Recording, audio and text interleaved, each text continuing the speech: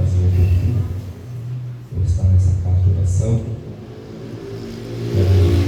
Também louvar a Deus pela vida do pastor presidente, nos antecedeu aqui, pastor Adilson, amém. Pastor Sérgio, que foi canal de Deus para estarmos aqui essa noite, meu amigo. Um dia eu chego lá nesse azeite aí, cara, transportando. Quero também louvar a Deus pela vida de Diácono, que sempre nos recebe com muito carinho e atenção. Meu primo, evangelista Bruno, que me acompanha. Glórias a Deus. Sua amiga, irmã querida. Por sinal, breve comigo ali, comigo veio. E veio aqui hoje nos privilegiar com a sua visita também. Aleluia, Jesus. Meus irmãos, diante de tudo que ouvimos aqui, eu quero compartilhar um texto com os irmãos. Livro do profeta Jeremias.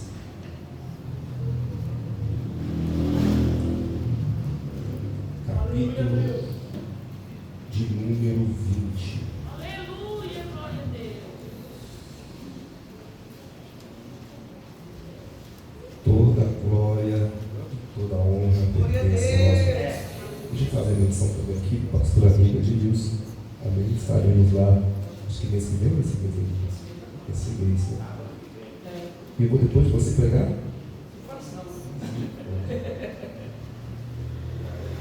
Jeremias, capítulo 20, versículo de número 9.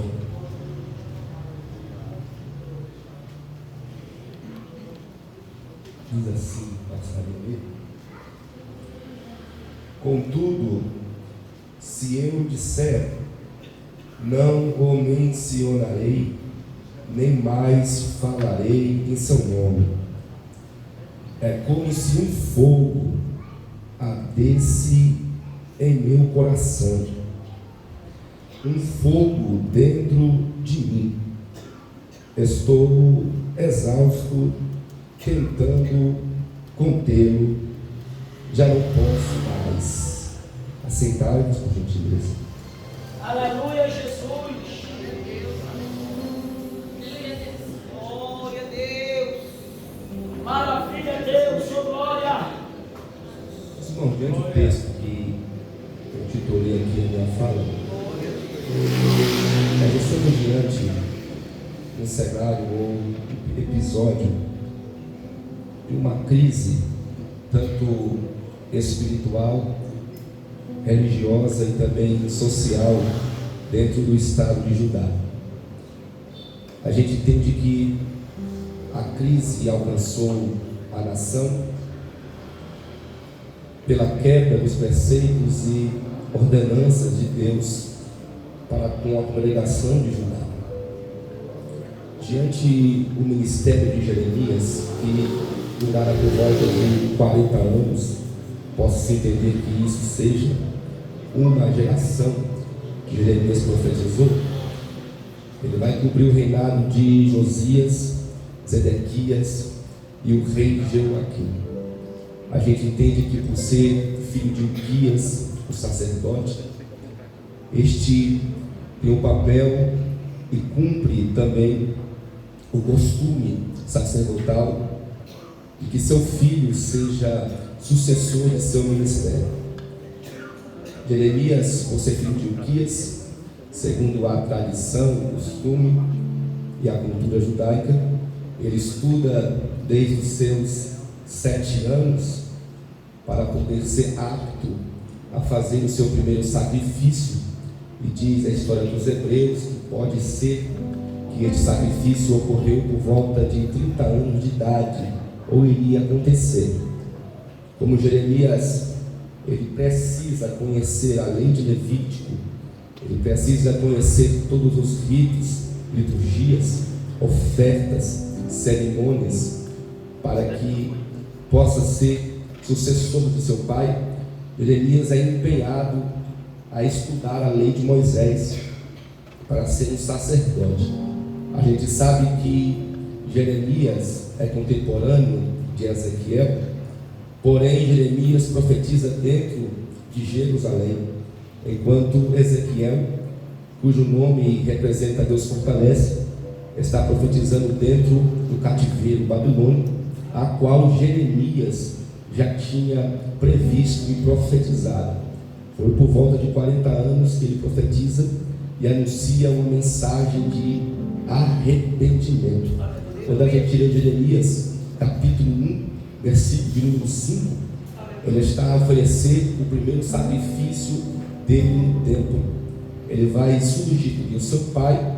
A gente sabe que este período, por volta de 605 a.C., onde a batalha de Cárquemes estava acontecendo, que era o Egito fazendo uma aliança com a antiga Síria e pelejando contra os babilônicos.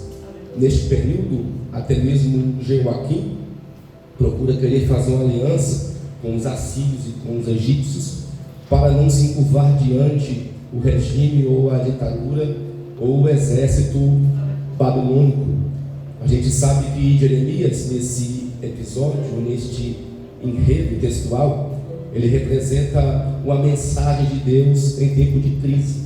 O capítulo 1, versículo 5, o Senhor se revela a ele dizendo: antes que te formasse no ventre da sua mãe, eu te conheci, e antes que saísse da madre, eu te consagrei como profeta. Observe, senhores, que quando Deus se revela a Jeremias com a sua onisciência, antes de Jeremias ainda ser gerado em seu ventre, este particularmente é um texto que para mim criou um enigma por muitos anos, e não encontrei nenhuma resposta cabal que me convencesse ou me desse um norte ou uma direção dessa revelação que Jeremias recebeu.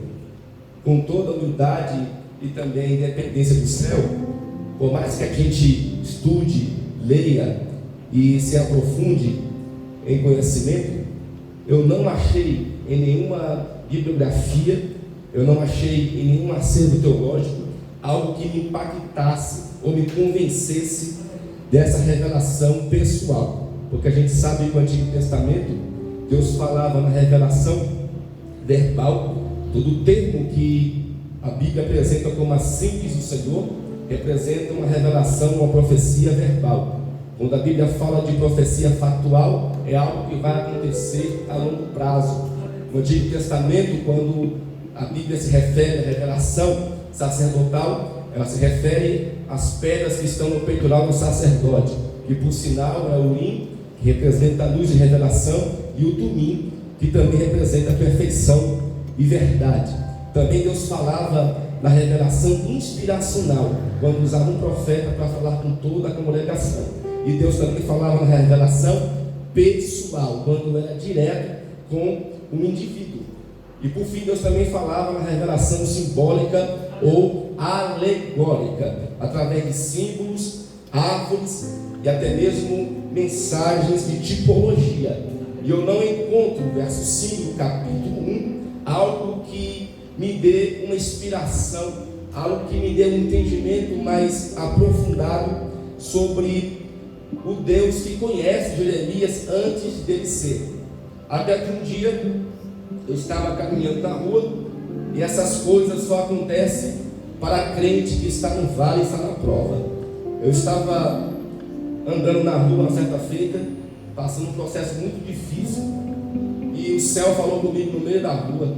E Deus falou comigo: lembra aquele texto que você é curioso para desvendar o que aconteceu naquela revelação? E eu falei com o Senhor: lembro. Então eu decidi revelar para você algo a mais. Porque quem ama a Bíblia, irmãos, e é apaixonado pela Bíblia, delira nas Escrituras e ama as revelações que ela traz. Por exemplo, eu sou um amante da Bíblia. Por mais que a gente tenha conteúdo, por mais que nós tenhamos disposição de internet, PDF, revelação de Deus sobre algum texto é algo tão gratificante que quando eu particularmente recebo, às vezes, na congregação, para a glória do nome do Senhor, nós estamos há 1 ano e 3 meses, mais ou menos, que estou com o ministério lá, e todo primeiro domingo do mês é culto de ceia. E desses 13 cultos de ceia, eu acho que eu preguei 12 sobre ceia. Então a véspera da ceia já me deixa agoniado, porque eu preciso de inspiração, me reinventar para trazer algo novo, porque o povo ficou muito bom acostumado, né? Mal acostumado com mensagem inspirada por Deus. Então às vezes eu passo a noite na igreja, a madrugada, rolando um tapete para lá e para cá, quando a revelação desce para me pregar de manhã, porque não há alegria maior do que essa, pelo menos para mim. E quando o pregador perde essa essência e dependência do céu, fica sem graça, fica sem inspiração, a igreja não interage, porque deixou de depender do alto. E o Senhor falou para mim: eu vou lhe dar a revelação desse texto. Aí pense, manqueira, que o meu coração se alegrou. Eu falei: me diga mais sobre isso, porque eu sou curioso. Aí Deus falou comigo assim: Jó 42. Aí eu já entendi, né? Que a Bíblia é cheia de código, a gente que manuseia a Bíblia sabe onde Deus está falando. Quando o Espírito falou Jó 42, aí eu pensei: pensei que tudo pode. O Senhor falou: sim. Lembra? Eu falei: lembro. Em nenhum dos seus pensamentos pode ser impedido. Pronto. Aí Deus falou comigo: já começa por aqui. Jeremias não é alguém normal. Jeremias não é mais um sacerdote ou levita. Jeremias faz parte de um pensamento meu.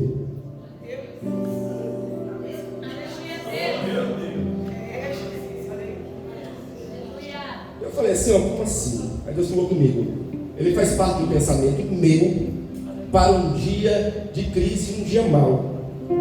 Então, só quem está na mente de Deus, para Deus conhecer dessa forma.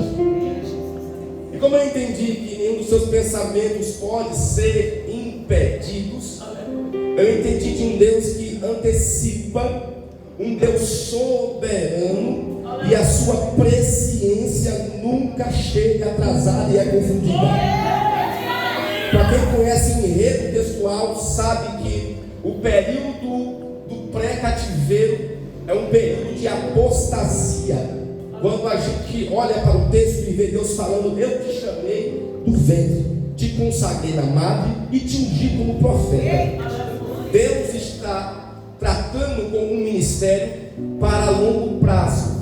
Ele vai cobrir o reinado de Josias, que por sinal é neste reinado que o pai de Jeremias, Ilquias, acha o pergaminho da lei que há muito tempo não tinha sido lido no culto. Quando o pergaminho da lei é encontrado, logo é entregue a Josias. Quando Josias abre o livro da lei, ele lê a liturgia do culto sacerdotal. E qual é o culto aceitável ao Senhor? Jeremias, ele está nesse episódio e ainda é um menino, porque não ofereceu ainda o sacrifício. E logo o texto apresenta, ou o enredo textual, que Ilquias entrega e recebe Josias a carta ou o pergaminho, e ele vai ler diante da congregação.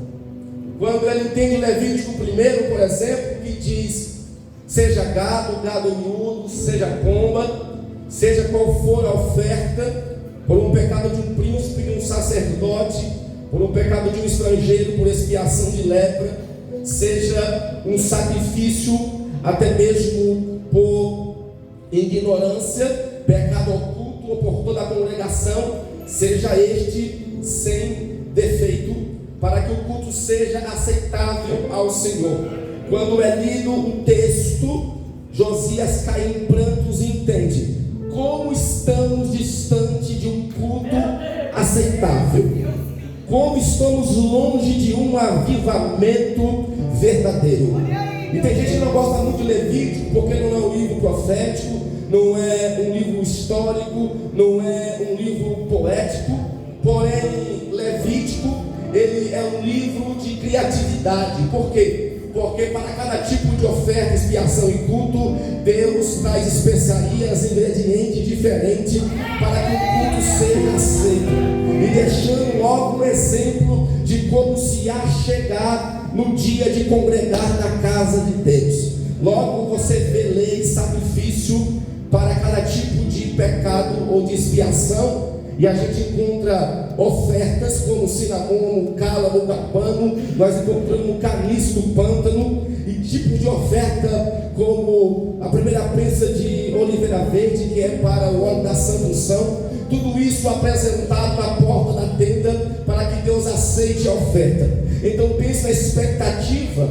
As tribos e até mesmo os grupos se reuniam para buscar especiarias, ingredientes diferentes, para se apresentar ao culto diante do Senhor. E tudo aquilo tinha que ser apresentado como uma oferta. Por exemplo, o aronista, a sorte do perfume, tinha que trazer as especiarias ideais para que a fragrância, diz o texto, seja usado apenas para adoração. O livro de Levítico nos traz criatividade, inspiração, uma forma diferente, mesclada de adorar a Deus.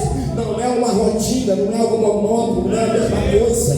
Há sempre uma necessidade de a gente apresentar algo novo diante da presença do Eterno. Jeremias domina o livro de Levítico, sabe o que é oferta, sabe expiação de pecado, sabe organizar o cordeiro, sabe organizar o culto no altar de bronze, sabe molar o cordeiro de cabeça para baixo, sabe colocar o sangue nas quatro pontas do altar. Ele sabe as medições do tabernáculo, ele sabe os limites da cortina do templo. Porém, Deus revela a ele no versículo 5, dizendo: eu te escolhi, te separei do ventre da sua mãe e eu te entreguei como profeta. Logo, o texto está dizendo: tu faz parte de um pensamento meu para o dia da crise. Que o diabo está achando que a apostasia, a idolatria, a imoralidade, a promiscuidade vai dominar o templo. Eu tenho uma mensagem para o dia da crise. Só para ficar melhor isso daqui, eu tenho uma informação para os inimigos da igreja e para os demônios que lutam em todo instante. O nosso Deus não caducou, o nosso Deus não sofre de amnésia, o nosso Deus não chega atrasado, o nosso Deus é Deus de já. Inclusive disse isso para Jeremias: se o diabo está achando que já saqueou a igreja, que vai conseguir travar os projetos da noiva, Deus levanta uma geração no tempo da crise que faz parte do sentimento de Deus para uma época remota. Eu falo para alguém que faz parte desse projeto, pelo menos por 30 segundos, agora o nome do Senhor.